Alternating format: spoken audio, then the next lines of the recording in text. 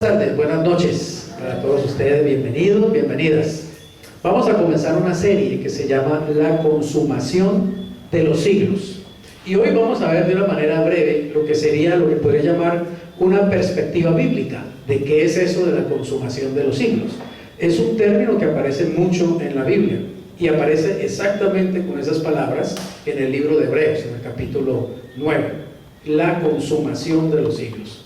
Y esto, digamos, nos va a dar pie para que nosotros podamos examinar a la luz de la Biblia y a la luz de los acontecimientos mundiales, los acontecimientos que todos los días vemos en las noticias, a la luz de esos acontecimientos y a la luz de la Biblia, que todo eso tiene relación precisamente con este término, la consumación de los siglos. Podría ser los últimos tiempos, algunos podrían llamarle el fin del mundo.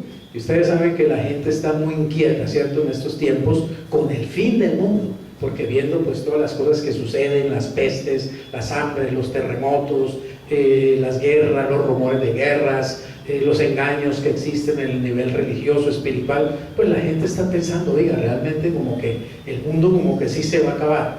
Y eso tiene que ver con este término, la consumación de los siglos.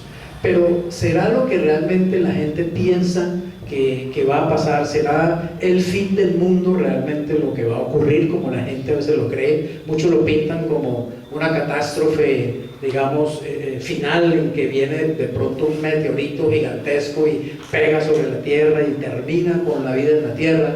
Y hemos visto muchas películas, ¿cierto?, de Hollywood, como Hollywood siempre plantea el fin del mundo como una hecatombe y se extingue la raza humana, por lo general queda un pequeño remanente y entonces la vida vuelve y empieza de una manera casi como, digamos, en la era de las cavernas. Entonces es un mundo con un cielo gris y todo contaminado porque hubo, por ejemplo, una guerra nuclear y entonces la humanidad fue extinguida y quedaron unos pocos y entonces la gente tiene que salir a luchar porque no hay agua, porque no hay comida, y pintan, digamos, esa escena, y eso es lo que está en la mayoría de la retina y de la memoria de la gente. Pero quiero decirles que no tiene nada que ver con la verdad de la Biblia, con lo que Dios revela en su palabra, que es cierto que va a haber un fin del mundo, va a haber una consumación de los siglos, pero hay mucha esperanza en lo que Dios nos revela, así que tenemos que ir a la Biblia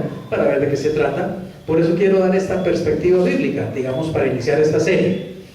En Isaías, el profeta Isaías, capítulo 10, versículos 20 al 23, habla de una consumación, dice que ya está determinada. Dice lo siguiente: acontecerá en aquel tiempo que los que hayan quedado de Israel y los que hayan quedado de la casa de Jacob nunca más se apoyarán en el que los hirió, sino que se apoyarán con verdad en Jehová, el Santo de Israel.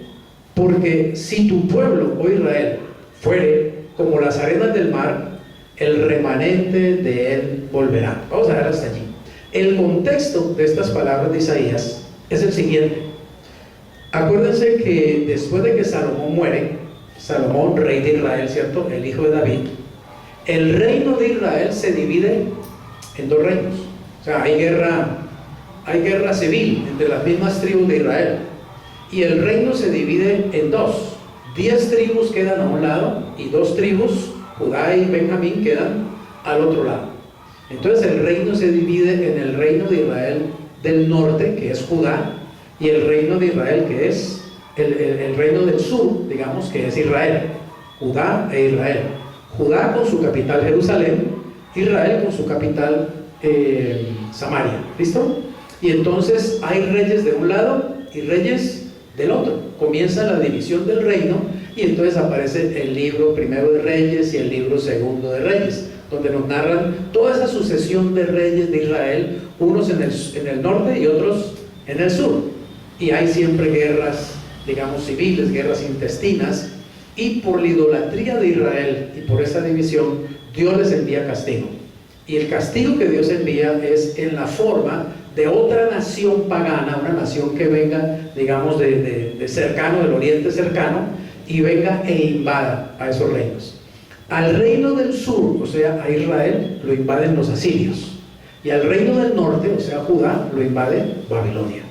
El contexto de estas palabras está en medio de la invasión de los asirios al reino del sur, con su capital Samaria.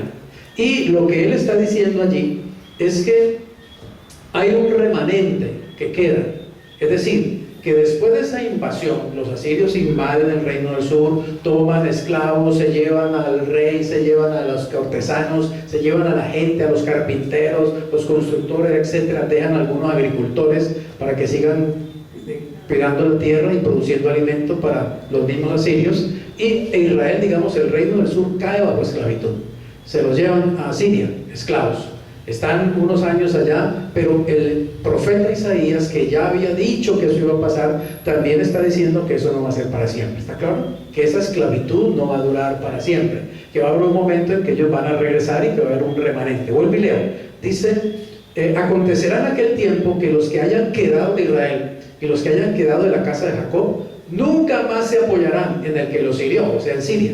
¿Por qué? Porque uno de los pecados de Israel era que dejaba de apoyarse en Dios y empezaba a apoyarse en otras naciones y en los reinos paganos de esas naciones. Inclusive empezaba a tratar de apoyarse en los dioses de esas naciones, lo cual enojaba al Señor enormemente, porque Él les decía, yo soy su rey, yo soy su Dios, ustedes no tienen por qué adorar ídolos y mucho menos ir a buscar los ídolos de las naciones paganas. Entonces Dios permitía que esas mismas naciones cuyos ídolos Israel comenzaba a adorar, esas mismas naciones vinieran y fueran como un azote contra los judíos, o sea, los castigaran, ¿cómo se llama? Los emboscaran y se los llevaran como esclavos.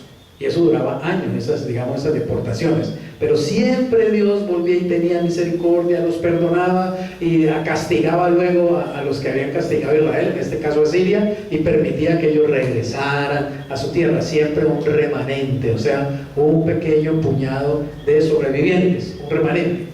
Entonces dice aquí, sino que se apoyarán con verdad en Jehová. O sea, esta disciplina yo la permito es para que ustedes dejen de estarse apoyando en ídolos o en otras naciones, se apoyen realmente en mí, aprendan que es en mí que se tienen que apoyar.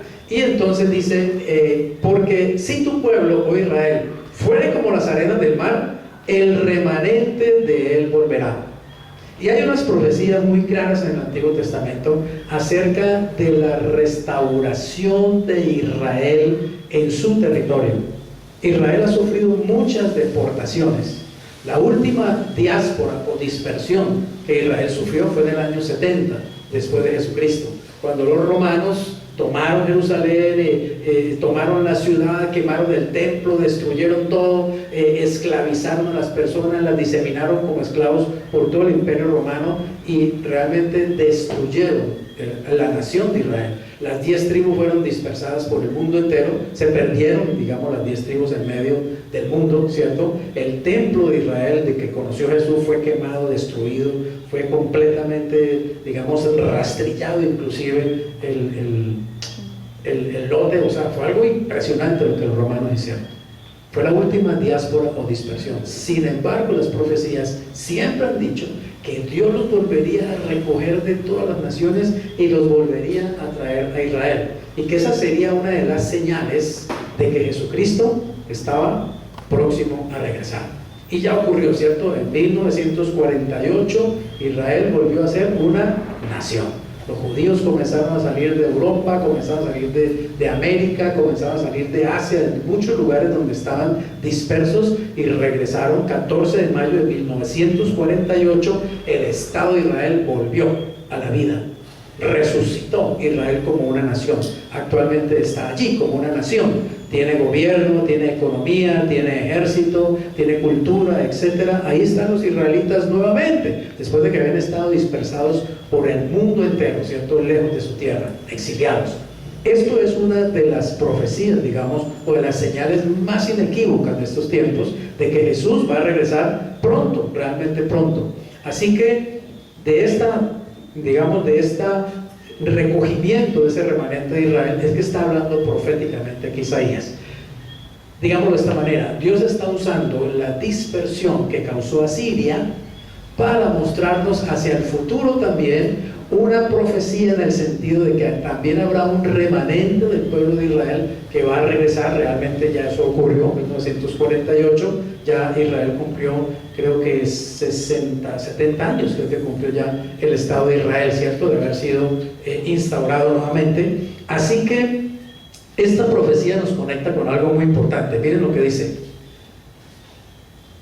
el Santo Israel: porque si tu pueblo, oh Israel, fuera como las arenas del mar, el remanente de él volverá.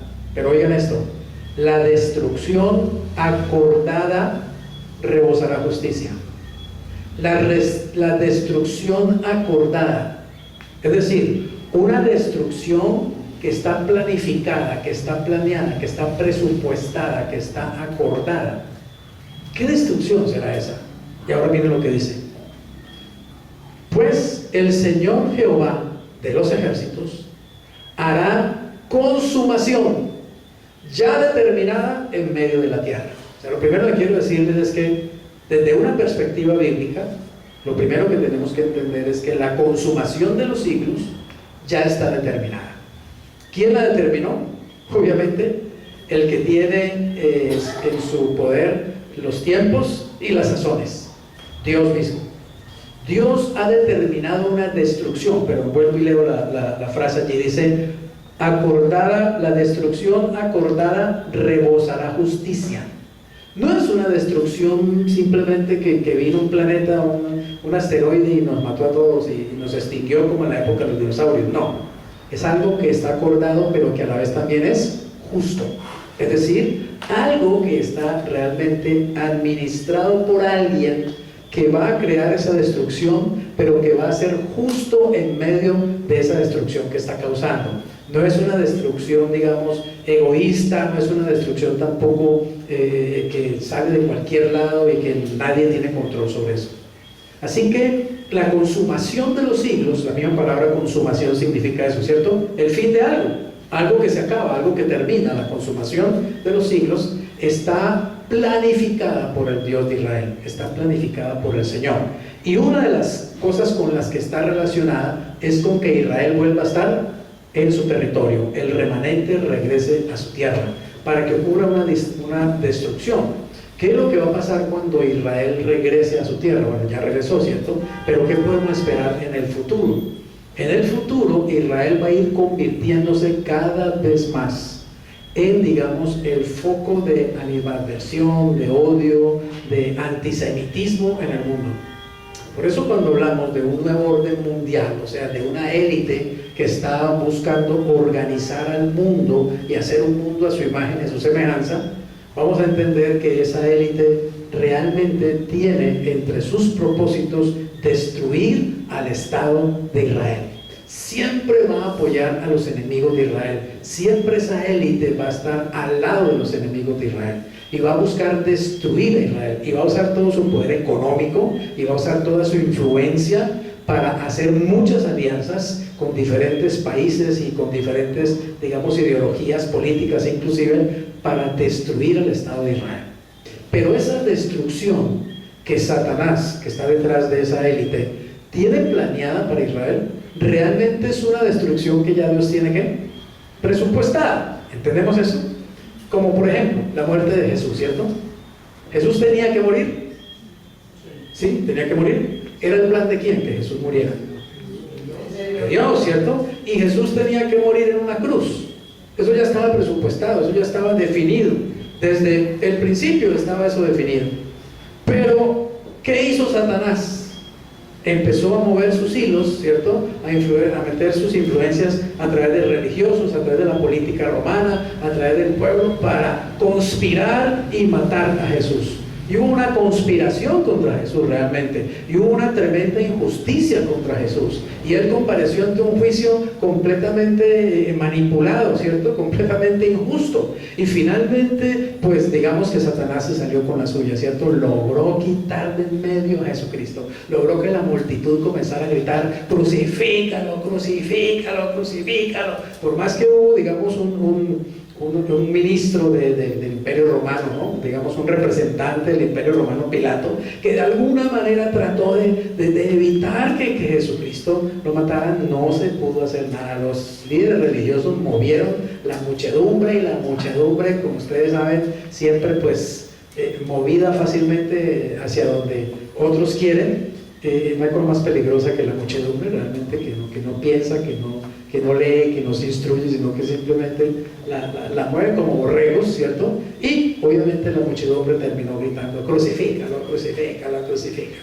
Y Satanás feliz, pensando: gane, logré lo que quería, me quité este del medio. ¿Ganó? No ganó, perdió.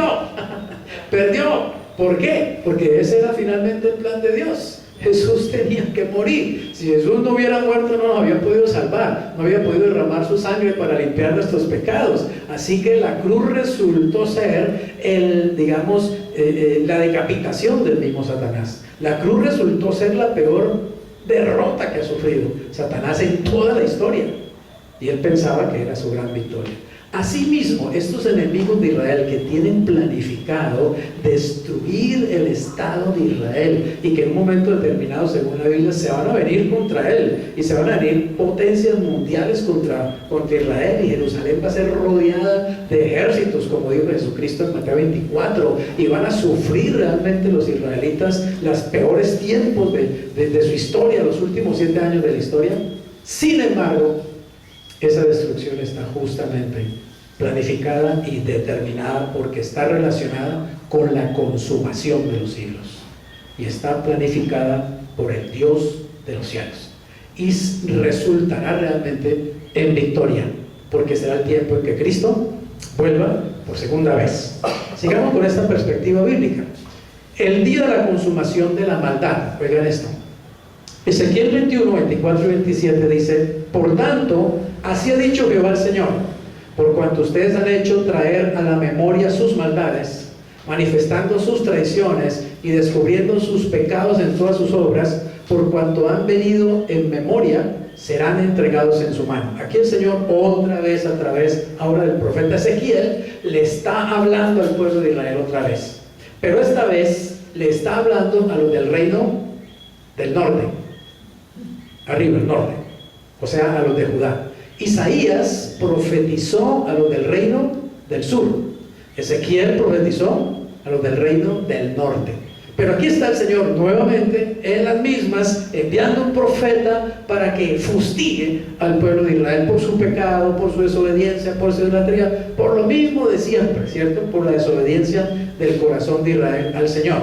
Dice: serán entregados en su mano. Aquí se refiere al rey de Babilonia. En este pasaje, en el contexto, usted puede leer que Dios le llama al rey de Babilonia la espada con la que él va a castigar a Israel. O sea, en este caso, Nabucodonosor era un instrumento de Dios para castigo contra el reino del norte de Israel.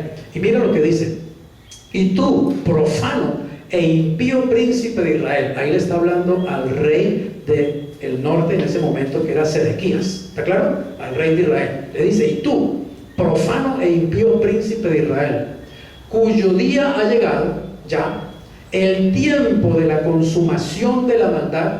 Así ha dicho Jehová el Señor: depón la tiara, quita la corona, esto no será más así. Se ha exaltado lo bajo y humillado lo alto. Arruina, arruina, arruina lo reduciré, y esto no será más, hasta que venga aquel cuyo es el derecho, y yo se lo entregaré. Noten que estas son palabras que están hablando de algo que le va a pasar al reino del norte de Israel y a su rey Sedequías en un momento determinado, pero que a la vez también está tocando el futuro. Esto sucede constantemente en los profetas en la Biblia, que ellos están hablando de una situación actual, pero a la vez hablan de el futuro. Es decir, las profecías se cumplen parcialmente en un tiempo, pero también se cumplen totalmente en el futuro. Así que cuando, por ejemplo, él está diciendo aquí: tú, profano e impío príncipe de Israel, es también muy probable que aquí está hablándole al anticristo, que el anticristo va a ser un judío. El anticristo no es ni europeo, ni norteamericano, ni es asiático, es judío. Así que esta es una, digamos, forma profética en que cuando el profeta Ezequiel le habla al rey de Israel de ese momento, Sedequías, también está hablando proféticamente al que ha de venir, porque miren lo que dice: cuyo día ha llegado ya, el tiempo de la consumación de la maldad, así ha dicho el Jehová el Señor. El tiempo de la consumación de la maldad ya llegó. ¿Ya se acabó la maldad en el mundo? ¿Ya se acabó la maldad de los siglos? No ha llegado. Entonces no pudo llegar el tiempo de la consumación de la maldad en los días de Sedequías, ¿está claro? Así que eso tiene que conectarnos con algo futuro, con otro rey que va a venir, el rey de fiero rostro, le llama, creo que el profeta Daniel, el rey de altivo rostro, o sea, el anticristo. Así que viene un tiempo en que vendrá el anticristo precisamente, pero el tiempo en que el anticristo se levante será el tiempo para que Dios comience a terminar con la maldad. Porque déjenme decirle, el anticristo o la aparición del anticristo será la aparición de la maldad en su máxima expresión. Porque este hombre estará tan lleno del diablo, tan lleno de Satanás, ¿cierto? Se puede llamar el hijo del diablo directamente, tan lleno de Satanás que posiblemente Satanás poseerá su cuerpo realmente, por ahí a la mitad de la gran tribulación. Y este hombre será la expresión misma del matrimonio entre la naturaleza del hombre y el espíritu de Satanás. Será la máxima, digamos, será el tiempo en que el mundo verá las más grandes manifestaciones de maldad. ¿Ustedes han visto manifestaciones de maldad en este tiempo? Sí. Las estamos viendo, ¿cierto? Cada vez vemos cosas que nos aterran, ¿cierto? Que nos entristecen, inclusive el alma, ¿cierto? Cuando uno ve tanta corrupción, cuando uno ve tanta maldad, cuando uno ve tanta injusticia, pues déjenme decirles, todavía no ha llegado la maldad al punto en que debe llegar para que precisamente entonces la ira de Dios estalle sobre el mundo entero, porque vendrá la ira de Dios. ¿Para qué? Para consumar la maldad. Será como fuego que consume toda la maldad, y el diablo y todos los que lo sirven y todo lo que está con él será lanzado al lago de fuego, al abismo primeramente y luego al lago de fuego. En otras palabras, Dios tiene un plan, ¿está claro? Dios tiene un plan y ya está determinado en que habrá un momento en que Él va a consumar y a consumir toda la maldad sobre el planeta y sobre el universo. A veces nos parece que Dios se demora, ¿cierto? A veces uno dice, Señor, pero ya ¿qué más tiene que suceder? ¿Sí o no? ¿Qué más tiene que pasar en este mundo, Señor? ¿Por qué no haces algo? Pareciera que no haces nada. ¿Por qué no vienes y acabas con todo esto de una vez, cierto? Y nos angustiamos y los cristianos clamamos y la gente que sufre clama. Y la gente que está esclavizada, y la gente que está pisoteada, y la gente que está humillada, y la gente que está llena de miedo y de temor y de angustia, y la gente que está sufriendo todo tipo de injusticia, clama al Señor. Señor, por favor, libéranos, como clamaba Israel estando esclavo en Egipto. Y pareciera que Dios, como que nada. Es que no ha llegado el tiempo todavía. No ha llegado el momento que Dios tiene determinado en su agenda, pero Él quiere que nosotros sepamos, y por eso está escrito que va a haber un momento en que Él va a venir a poner tate quieto a todo esto y a poner orden en esta casa. Y eso es lo que tiene que mantenernos a nosotros con esperanza, amén. Que por más que veamos maldad y por más que veamos destrucción y por más que veamos injusticia, nosotros sigamos afirmados diciéndole, Señor, gracias porque tú vas a consumir la maldad, porque tú tienes un plan, la consumación de los siglos. Ahora bien, dice aquí entonces que el Señor llegará un momento en que dice que lo alto será exaltado y humillado lo alto, es decir, todo ese gobierno del anticristo, todo ese gobierno mundial que va a venir sobre la tierra y que va a parecer que nadie puede detenerlos y que van a hacer lo que les dé la gana con el mundo entero y que van a usar sus millones, como ya lo están usando, para meterse en las elecciones en cualquier país del mundo, para meterse en las escuelas, para meterse en la educación, para meterse en la política, para meterse en la salud, en toda parte donde ya están metidos y que parece que nadie los puede detener. Llegará el momento en que Dios los bajará, Lo alto será humillado, será abatido, comenzando por el mismo anticristo, que será un gobernante mundial que en un momento determinado pareciera que nadie lo puede tener. El libro Apocalipsis dice que la gente misma lo va a adorar y que la gente va a decir: ¿quién como tú? ¿Quién como tú realmente? Y que pareciera que este hombre es casi que Dios realmente. Es más, él mismo va a decir que es Dios y va a exigir que lo adoren como Dios. Pues por muy alto que se suba, el Señor lo va a bajar.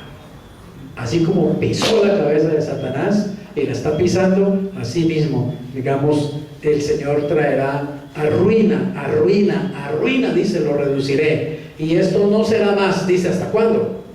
Hasta que venga. ¿Quién? Aquel cuyo es el derecho. ¿Quién es el que tiene el derecho de gobernar realmente el mundo?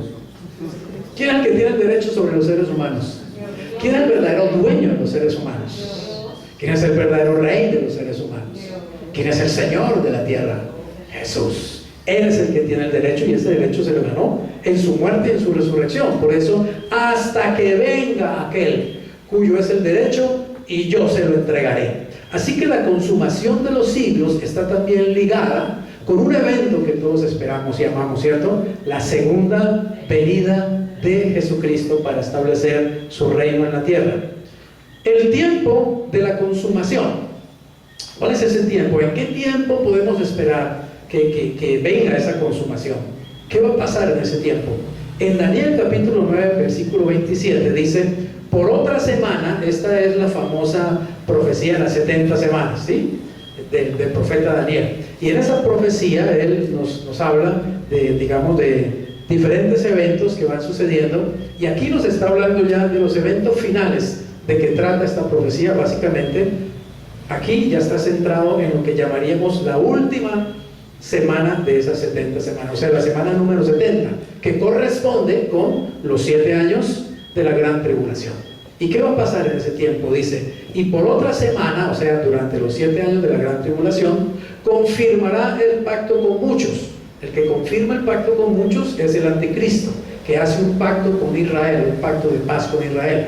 A la mitad de la semana, o sea, a los 3 años y medio de haber firmado ese pacto de paz, hará cesar el sacrificio y la ofrenda. Es decir, el anticristo traiciona al pueblo de Israel, traiciona ese pacto de paz y se vuelve contra Israel. No respeta el pacto que ha hecho, se vuelve contra el pueblo de Israel, se vuelve contra el templo que ya está reconstruido, el tercer templo, que ya lo van a reconstruir, que ya lo tienen prácticamente, créanme, los judíos ya lo tienen el templo todo listico, ¿cómo se llama? Como un Lego, ¿sí? Tan pronto tengan la oportunidad y se den las condiciones, lo levantan. Y con la ingeniería que ellos tienen hoy, con la arquitectura que ellos tienen hoy, pueden levantar ese templo en un tiempo increíblemente récord. Pero todavía no lo pueden hacer. Ese templo, el anticristo, va a meterse en ese templo durante los 3 últimos años y medio de la gran tribulación, y va a poner una estatua, una esfinge de él.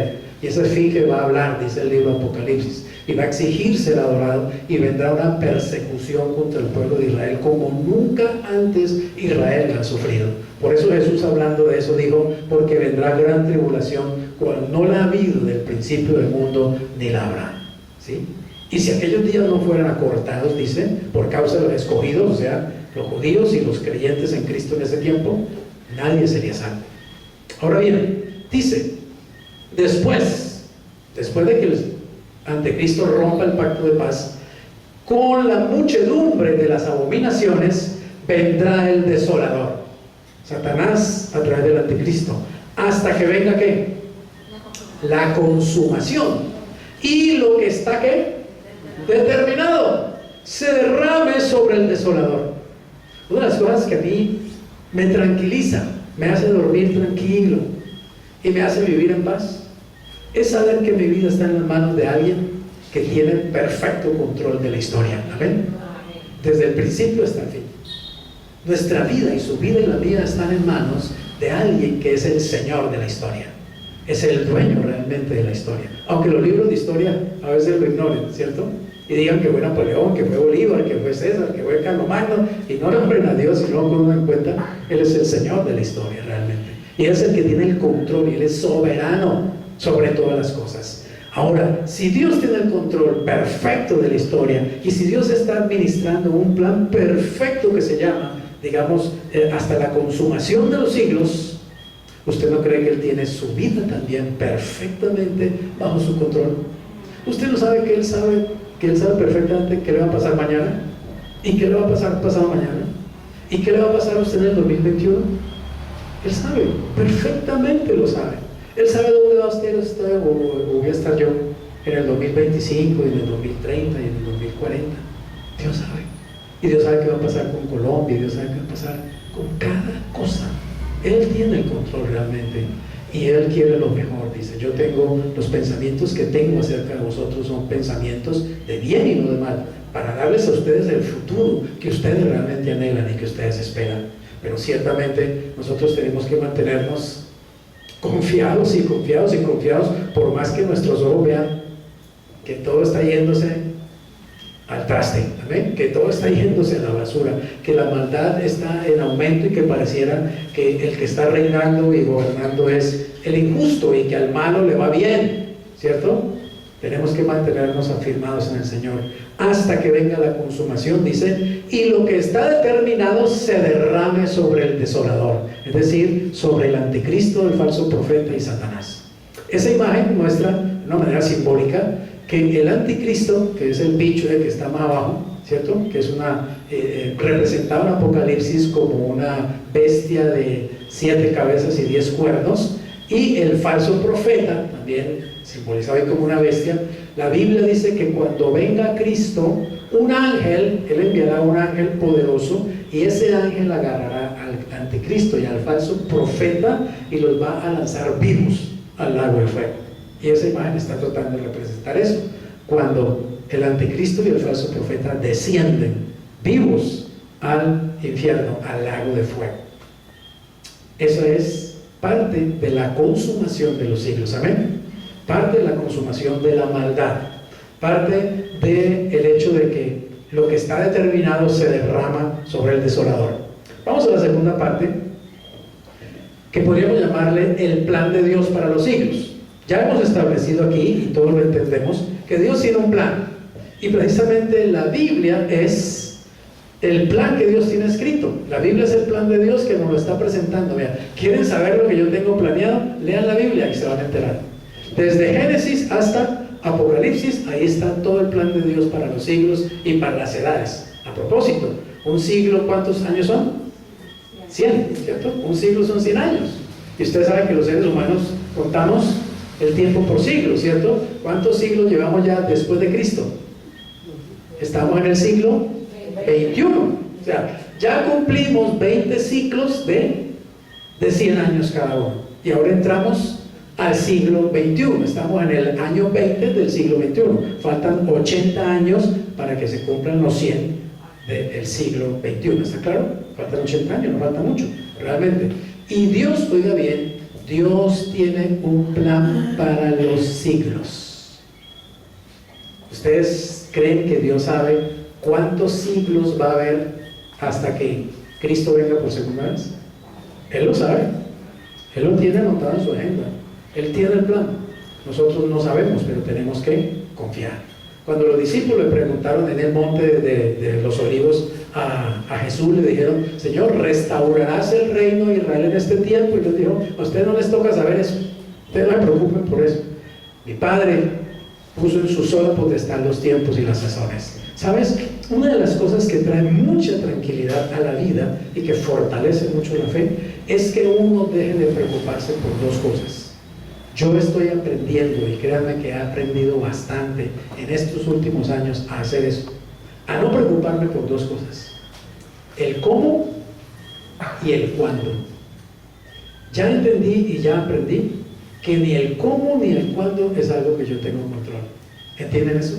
Que el cómo y el cuándo es algo que solamente Dios tiene el control en mi vida.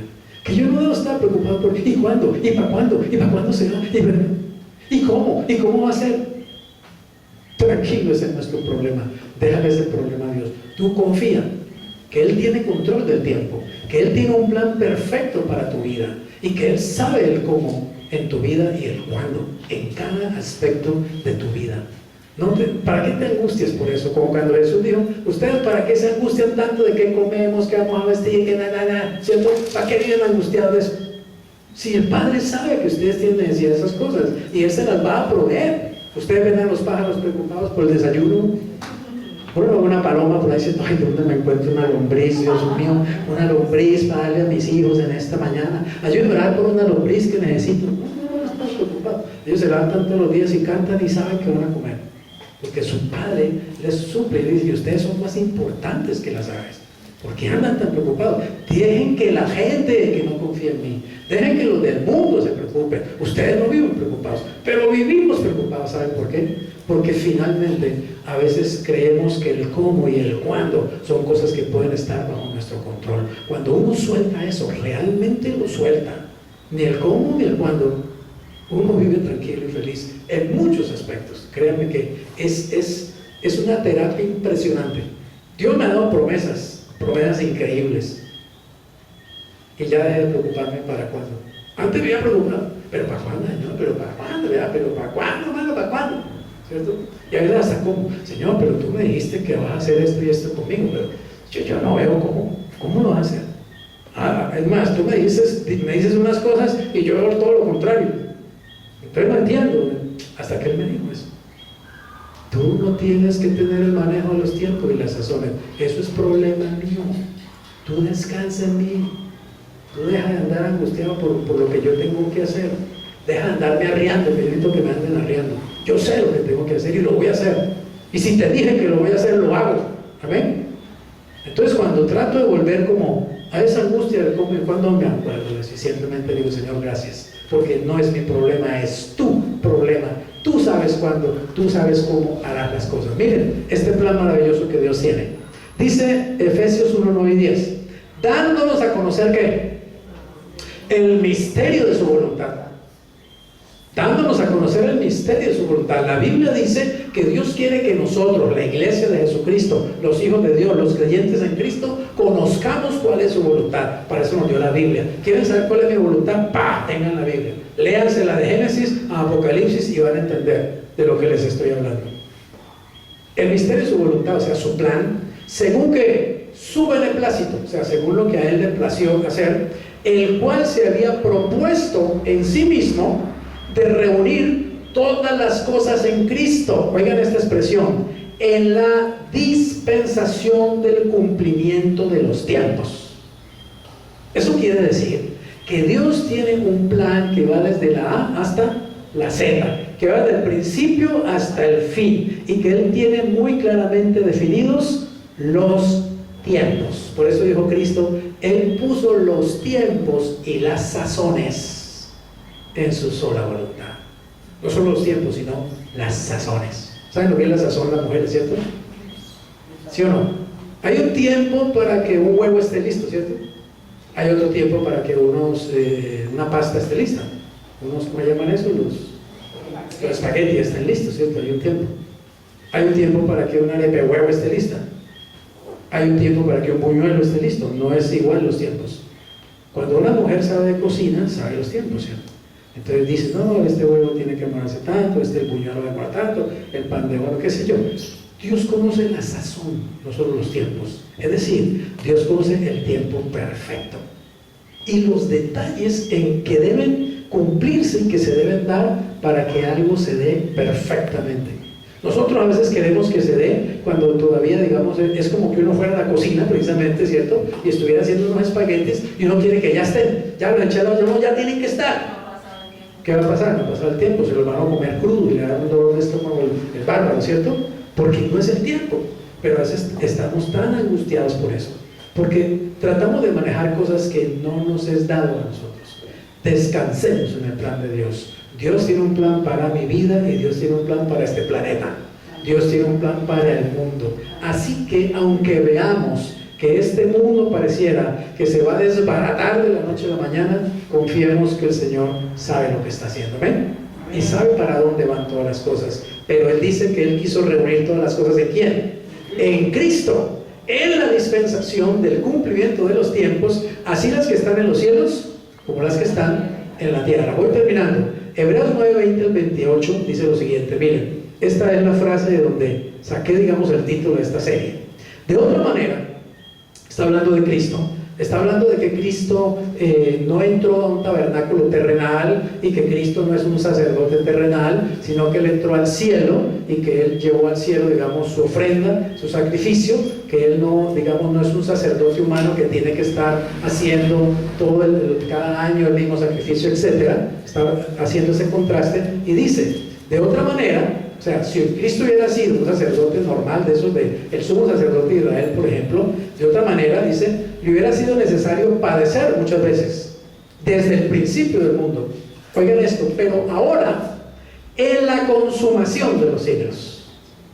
Noten que la consumación de los siglos está relacionada con la muerte y la resurrección de Jesucristo.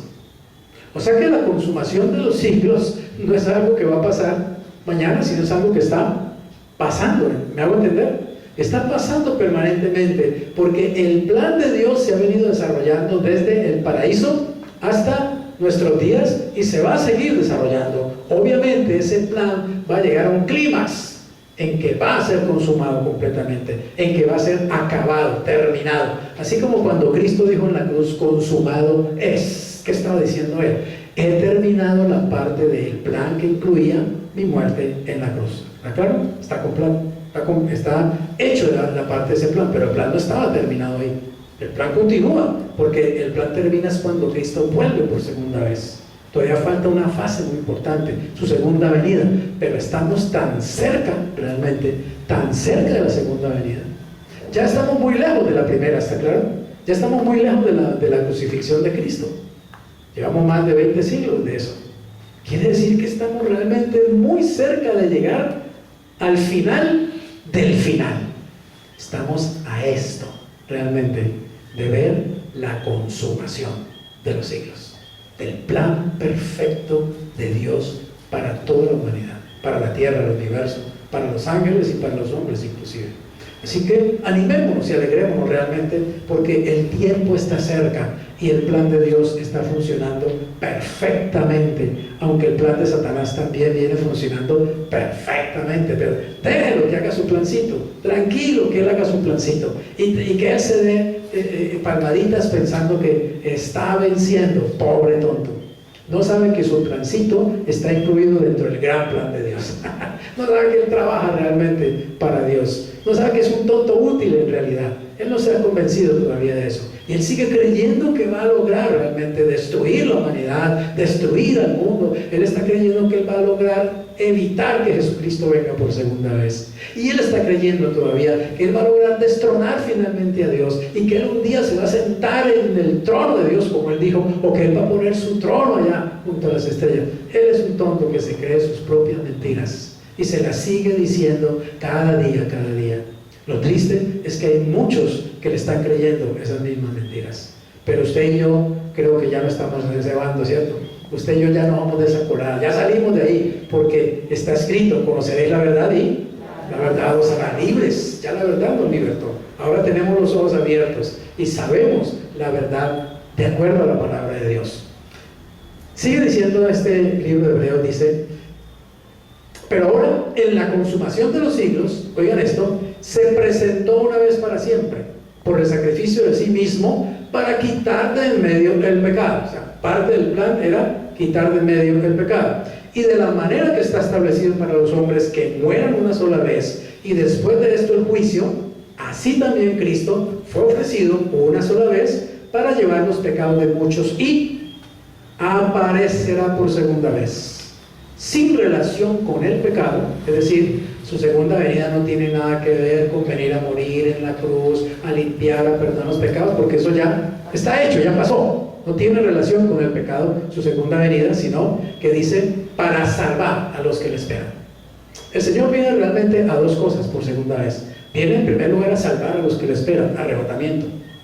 Amén. ¿Cómo va a salvar a los que le esperan? Sacando la iglesia por medio del rapto. Y luego viene por segunda vez para juicio. Juicio a todas las naciones. Consumación de los siglos dentro del plan de Dios. Sin embargo, no termina ahí el plan cuando Cristo vuelve por segunda vez. Ahí se abre otra etapa, una etapa maravillosa, que es la etapa del reino de Cristo en la tierra, 1000 años de su reinado. Y cuando Cristo termine los 1000 años del reinado, todavía ahí no se acaba el plan que Dios nos ha planteado en la Biblia. Viene otra parte maravillosa: la destrucción final de Satanás, de todos sus ángeles, el juicio final a todos los no creyentes y la destrucción de esta tierra por fuego, para hacer una tierra nueva y cielos nuevos. Y ahí va a comenzar la eternidad. Y eso sí no está escrito en la Biblia. Hasta ahí llega el libro de Apocalipsis. Hasta ahí sabemos que el Señor va a hacer cielos nuevos y tierra nueva. Y de ahí para adelante, lo que venga. Y lo que venga va a ser. No hay manera de imaginarlo, ¿entienden eso? No hay manera de imaginarlo. Yo anoche estaba allí en esa cocina que saltaba en una sola pata, les cuento. ¿Saben qué le decía yo al Señor? Señor, yo salto aquí de gozo porque tengo vida eterna. Salto de gozo, Señor.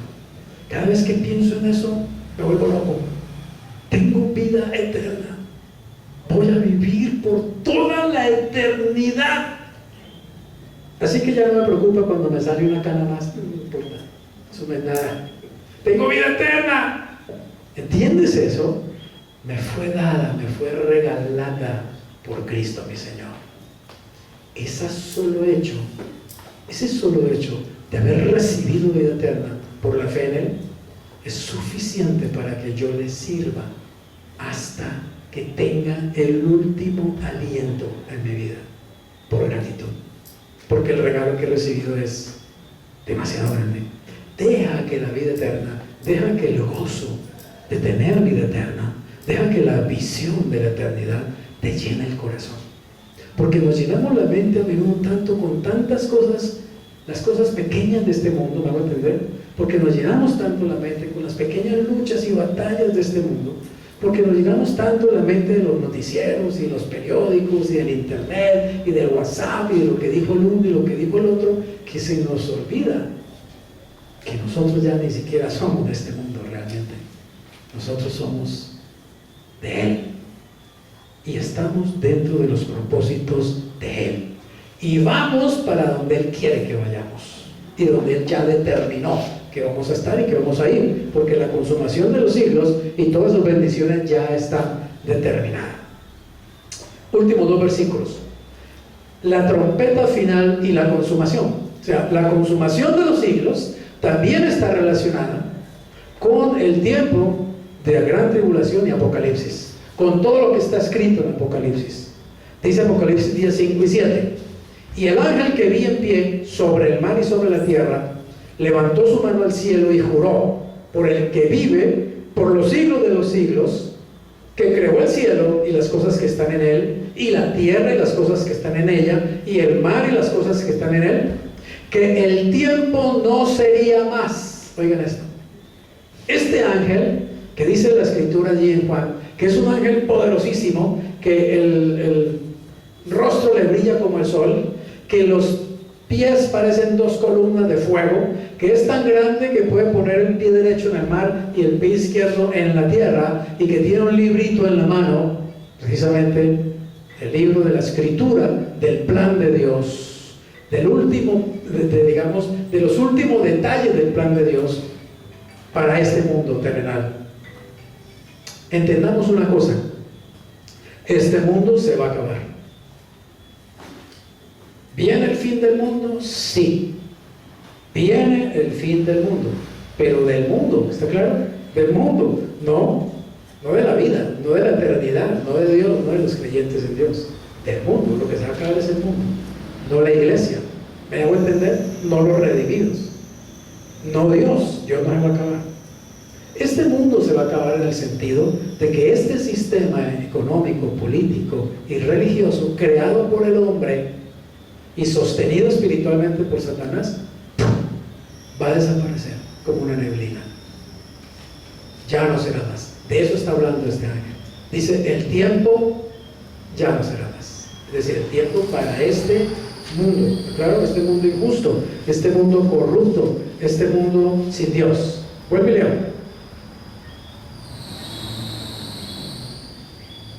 que el tiempo no será más. oigan esto, sino que en los días de la voz del séptimo ángel, cuando él comience a tocar la trompeta, oigan esto, el misterio de Dios se consumará. O sea, el plan de Dios, la voluntad de Dios para todas las edades y los siglos se consumará, como él lo anunció. ¿A quién? A sus siervos, los profetas. En el tiempo de la voz del séptimo ángel, en Apocalipsis aparecen 7 ángeles que tocan cada uno 7 trompetas, ¿cierto? Cuando el que toca la séptima trompeta, la última trompeta, cuando él toca la última trompeta, no es que todo se acaba allí, sino que se desatan 7 juicios más, las copas de la ira. Pero esos 7 juicios son los 7 juicios finales que van a acabar, que van a consumir, que van a destruir este mundo. ¿Entiende eso? Este sistema injusto. Cuando usted sienta que este mundo es malo, cuando usted sienta los golpes que le da este mundo, ¿está claro? Cuando usted sufra las injusticias de este sistema, cuando usted sienta la esclavitud que este sistema impone sobre su vida, acuérdese que este sistema se va a acabar. ¿Cuándo será? En el tiempo de la voz del séptimo ángel, porque el Señor habrá dicho: no más. El tiempo ya se acabó. Viene la ira de Dios contra este sistema. Si usted lee el libro de Apocalipsis y lee acerca de las últimas 7 plagas, digamos las copas de la ira, usted va a ver que esas plagas que Dios envía en esos últimos tiempos, ya terminándose la gran tribulación, ya faltando poquitico para que Cristo venga por segunda vez, usted va a encontrar que esas plagas afectan el mar, afectan los ríos, afectan el sol, afectan a la gente que tiene la marca del anticristo. Le da una úlcera horrible, donde le han puesto el sello, allí le aparece una úlcera que es horrible y que duele y que le desfigura el rostro. También, digamos, usted va a encontrar que los juicios de Dios ahora vienen directamente, dice, contra el trono de la bestia. O sea, el Señor se le mete a la cocina al anticristo y comienza a azotarlo con juicios de Dios tremendos. Y es el tiempo cuando la religión mundial, la gran ramera, va a ser destruida. Y es el tiempo cuando la Babilonia comercial, o sea, todo este sistema injusto de comercio, económico, ¿cierto?, que esclaviza a la gran parte de los seres humanos, va a ser destruido. Es el tiempo cuando Dios le va a pegar su golpe mortal a este sistema y lo va a deshacer, va a romperlo en añicos. Amén. Así que vamos a hacer, por fin los seres humanos van a ser libres de este, permítame decirlo porque es real, de este maldito sistema, porque es maldito realmente y trae maldición a los seres humanos. Economía, política y religión corruptas, injustas, esclavizadoras, miserables, que han hecho de la raza humana y del mundo, han hecho realmente una cárcel de maldición. Dios tiene un tiempo determinado para este sistema y será en el tiempo de la voz del séptimo ángel. Apocalipsis 15:1. Vi en el cielo otra señal grande y admirable. Este ángel que tenía las 7 plagas postreras, oigan esto, porque en ellas, o sea, en esas últimas 7 copas de la ira, se consumaba ¿qué? La ira de Dios. Así que la consumación de los siglos también está directamente relacionada con la ira de Dios que viene sobre este mundo y no se tarda realmente, pero nosotros seremos sacados antes de que esa ira venga. Dios no nos va a dejar aquí cuando Él derrame su ira, Él nos va a sacar antes, precisamente en el arrebatamiento, porque cuando nos saque, tiempo muy corto después, viene la ira de Dios sobre este mundo, destruirá este sistema y entonces vendrá Cristo por segunda vez. Conclusión: Dios conoce el final. ¿Desde cuándo? Desde el principio. ¿Usted alguna vez se ha visto una película 2, 3 veces porque le gusta mucho? ¿Se ha visto alguna vez, cierto? Y pues qué bueno cuando uno ya conoce el final, ¿cierto? Porque uno ya conoce el final. Entonces uno se la ve porque le gusta, pero uno ya sabe cómo va a acabar. Entonces uno ve que el héroe de la película se le pasa de todo, lo persiguen, lo muerden los perros, lo persiguen los lobos, lo atracan, le dan unas madreadas terribles, bueno, lo amenazan de muerte, pero usted sabe que al final ¿qué pasa? Sale victorioso. Al final sale victorioso. Entonces usted no se preocupa, como usted ya vio la película, usted ya conoce el final. El Dios que tenemos conoce el final desde el principio, porque Él lo planeó todo de la A a la Z. Nada lo agarra descuidado, nada lo agarra por sorpresa, nada se escapa de su soberanía. ¿Ven? Y así está su vida, en las manos de ese Dios es que usted ha depositado su vida. Así que Dios conoce el final desde el principio y Él tiene un plan, y este plan, oiga bien, se está desarrollando tal como Él lo previó. Lo que está pasando en estos tiempos en el mundo, yo estoy hablando desde el punto de vista de la Biblia, estoy muy emocionado con lo que está pasando, porque estoy viendo precisamente el cumplimiento de las profecías. Estoy viendo lo cerca que está el arrebatamiento, créanme, lo cerca que está el arrebatamiento. Hace unos días atrás, de noche, me encanta quedarme allá de noche orando, estaba orando allá al lado de la piscina y le estaba diciendo: Señor, dame la palabra, dime algo que venga de ti, Señor, dime algo acerca de estos tiempos, háblame, Señor. Y estuve mucho rato orando, adorando y luego escuchando, y de pronto vino la voz interna, ¿cierto? Juan 14, 3 y 31. Juan 14, 3 y 31. Y yo siempre pruebo la voz de Dios, digamos, de esta manera. Y es que no me voy inmediatamente a buscar la cita. Si Dios me habló, esa cita se queda ahí y no la borra nadie. Y siempre sigo adorando, dándole gracias. Le pedí por muchas cosas, por ustedes, por la iglesia, por tantas cosas que le clamo al Señor, ¿cierto? Y pasó mucho tiempo y luego ya me vine a mi cuarto y con Marilena vimos televisión, etcétera, y yo me olvido. Y cuando ya me iba a dormir a la 1 de la mañana, que siempre me acuesto a la 1 de la mañana, cuando ya me iba a dormir, me volteo y mi Biblia está ahí en la mesa de noche, y me volteo, Juan 14, 3, 31. Claro, Señor, cierto, tengo que mirar. ¿Saben qué dice, no? Y vendré otra vez y os tomaré a mí mismo, para que donde yo estoy, vosotros también estéis. Y el 31 está el Señor hablando allí y dice: bueno, ahora viene el príncipe de este mundo y él nada tiene en mí, pero hago estas cosas para que el mundo sepa que yo amo al Padre. Así que levántense, vámonos. ¿Más claro? Dije: Señor, estoy listo para que nos vamos. Diga, hermano. Y nos vamos. Porque créanme, el arrebatamiento puede ser de un momento a otro, de acuerdo a lo que estamos viendo, de acuerdo a lo que está pasando. Sinceramente, podemos ser la generación que sea llevada por el Señor en un instante, en un abrir de ojos, para reunirnos con Él en los aires. Así que démosle gracias al Señor realmente por eso. Amén. Padre, gracias porque tú tienes control de todas las cosas. Tú eres el que tiene el tiempo y las sazones en tu sola potestad. Tú eres el administrador del tiempo, Señor, y de los siglos. Padre amado, ponemos delante de ti nuestras vidas y nuestras necesidades. Confiamos en ti para lo que pasará mañana y pasado mañana y el año entrante y los años que vendrán. Confiamos en ti plenamente, Señor. Padre, no nos preocuparemos por el cómo ni el cuándo.